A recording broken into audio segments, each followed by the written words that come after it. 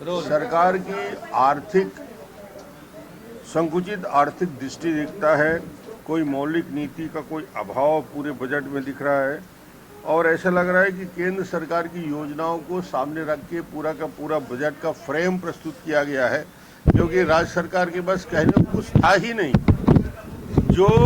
मैं लगता है कि जब घोषणा पत्र आपने बनाया और ये तीसरी साल का बजट है, तीसरी बार प्रस्तुत हो रहा है, मगर उस तीसरी साल के बजट में घोषणा पत्र को क्या पढ़ना बंद कर दिया है मुख्यमंत्री ने। घोषणा पत्र के क्रियान्वयन चीफ सेक्रेटरी को ने बंद कर दिया है।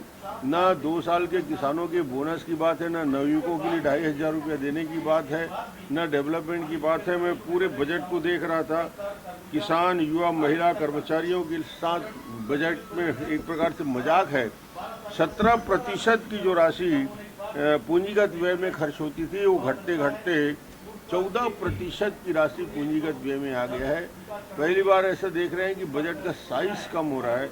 और उसके साथ ही साथ 2 बड़ी योजनाएं जिसके बारे में प्रचारित किया था, जल जीवन मिशन, प्रधानमंत्री आवास योजना, ये केंद्र सरकार की योजना है। राज्य सरकार इसको बड़े जोर शोर से बुलाती थी और 2 दिन पहले ही घोषणा कर दिया था कि हम वैक्सीन लोगों को निःशुल्क देंगे। आज मैं देख रहा था बजट में शायद कोई ऐसा प्रावधान होगा कि गरीबों को या छत्तीसगढ़ के 2,75,00,000 लोगों के लिए वैक्सीन 2,75,000 लोगों के लिए वैक्सीन की व्यवस्था होगी, मगर वैक्सीन के लिए कोई व्यवस्था भी नहीं है और बजट में उसका प्रावधान ही नहीं रखा है।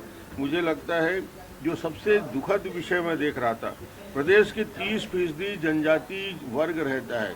बड़ी बड़ी बात कहते हैं कि 32% जनजाति के लिए बजट में प्रावधान कितना रखा गया है।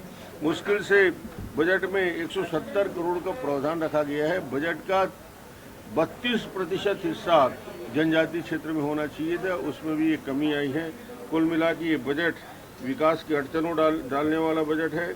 कोरोना काल में मजदूरों को जो और छोटे उद्योगों को नुकसान हुआ है, वो भी खाली के खाली रह जाएंगे। और इस प्रकार विकास के जो उन्होंने आखिरी में जो पंक्ति पढ़ी थी, उसी का जवाब है, विकास के रास्ते पर अड़चने डालते हो तुम, न्याय का नाम देकर अन्याय करते हो तुम। ये पूरा छत्तीसगढ़ के गरीब, मजदूर, महिला, अनुसूचित जाति, जनजाति के साथ अन्याय है और एक प्रकार से शून्य बजट है, जिसमें न विकास की संभावना दिखती है, न भविष्य की कल्पना दिखती है। बजट को जो आज प्रस्तुत हुआ, छत्तीसगढ़ को घोर निराशा के दिशा में ले जाने वाला है। सर, नगर नार संयंत्र खरीदेंगे कहती है राज्य सरकार, लेकिन कहीं कोई उल्लेख ही नहीं। अरे नगर नार खरीदने की बात छोड़िए, जो ऑनगोइंग प्रोजेक्ट है, जो पुल पुलिया, सड़क, स्कूल, पीडब्ल्यूडी की हालत देखिए। इस सड़कों के निर्माण, उसके एनुअल रिपेयर के लिए जो स्थिति दिख रही है, ये एक प्रकार से भूल गए कि इरिगेशन बोधघाट परियोजना ड्रीम प्रोजेक्ट, तीसरा बजट 0 बटे सन्नाटा। यानी बोधघाट परियोजना कागज में बनेगा क्या 3 साल निकलने के बाद? मैंने चुनौती के साथ विधानसभा में कहा था, तुम एक पत्थर नहीं लगा पाओगे 5 साल में, और वो हो रहा है। तीसरे साल के बजट में 1 रुपया का प्रावधान बोधघाट परियोजना, जो बोलते थे मेरा ड्रीम प्रोजेक्ट है, मैं कर लूँगा, आज उसमें 1 पैसे का भी प्रावधान नहीं रखा गया है। ऑनगोइंग प्रोजेक्ट है, जो सिंचाई के 3 चल रही है, उसी के लिए 260 करोड़ का प्रावधान रखा गया है, जो कि पुराने बजट का कंटिन्यूएशन का। सिंचाई विभाग की परियोजना में जो है 203 करोड़ का प्रावधान रखा गया। वो पुराने प्रोजेक्ट को, इनकम्प्लीट प्रोजेक्ट को, जिसका केनाल बनाना था, जो हम लोगों ने सैंक्शन किया था, उसी के केनाल के विस्तारीकरण का है, वो चाहे केलो हो चाहे दूसरी हो।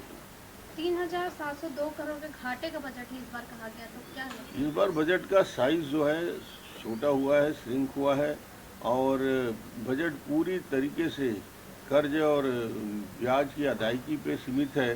डेवलपमेंट के सारे काम रोक दिए गए हैं। मुझे लगता है 5 साल विकास का पूरा कार्य ठप रहेगा।